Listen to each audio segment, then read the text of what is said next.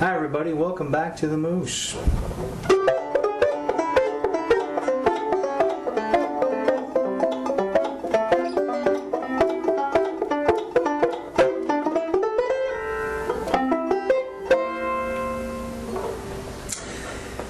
Now that you know all the notes on the fingerboard, I'm going to start to discuss chords on the banjo.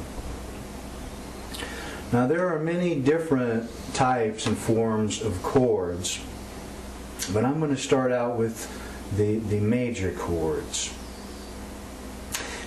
And also in future segments I'm going to be explaining why they're major chords and why other chords are what they are as well. But for right now, I'm going to concentrate on the three basic chord formations for the major chord, for the major chords.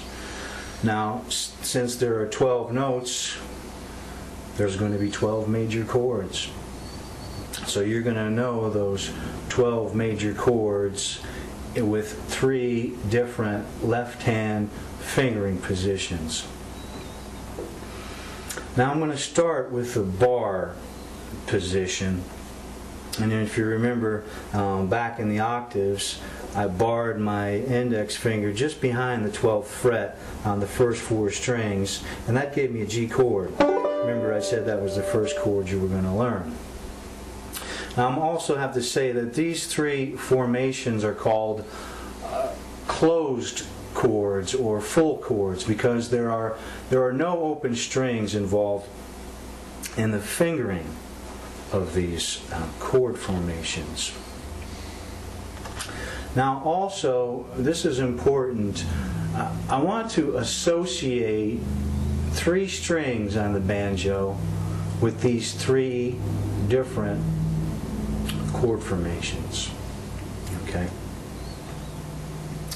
So the three notes are going to be, the three strings are going to be the fourth string, the third string, and the second string.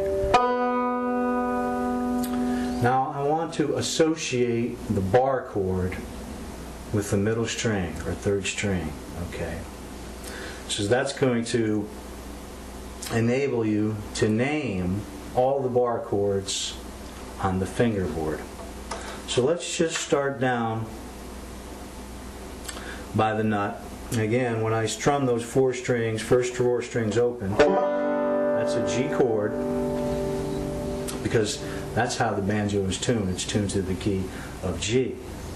So now as I bar my index finger just behind the first fret, again I'm associating the middle string, the third string, with naming this chord. So what's the name of the note, third string fretted at the first fret? Well, it's a G sharp or an A flat. Okay, so as I strum those first four strings now with that bar formation, that's the name of the chord I have now. I have a G flat, a G sharp, or an A flat. That's the name of that chord. Now as we progress up the neck, or again our steps up the staircase, let's move up to the second fret. Alright, I have my index finger barred behind the second fret. Again, I'm thinking about that third string. What is the third string? What's the name of the note of the third string fretted at the second fret? Well, that's an A. It's an A note. So that bar chord is an A chord. Okay, remember, open G, first fret, G sharp or A flat, second fret is an A. It's an A note. So when I bar it, I get the A chord with the bar position. And that holds true all the way up the neck, all the way up the fingerboard. So if we come up another half step, working up the staircase, What chord do we have now? What bar chord? Again, I'm thinking about that third string, fretted at the third fret. I get an A sharp or a B flat. So I'm going to call that a B flat, again, or an A sharp chord. So let's move it up another one, up to the 4th fret. Just behind that 4th fret of my bar, thinking about the 3rd string. I know that's a B note, so that's a B chord. Bar at the 4th fret. Move it up one more. That's a C chord.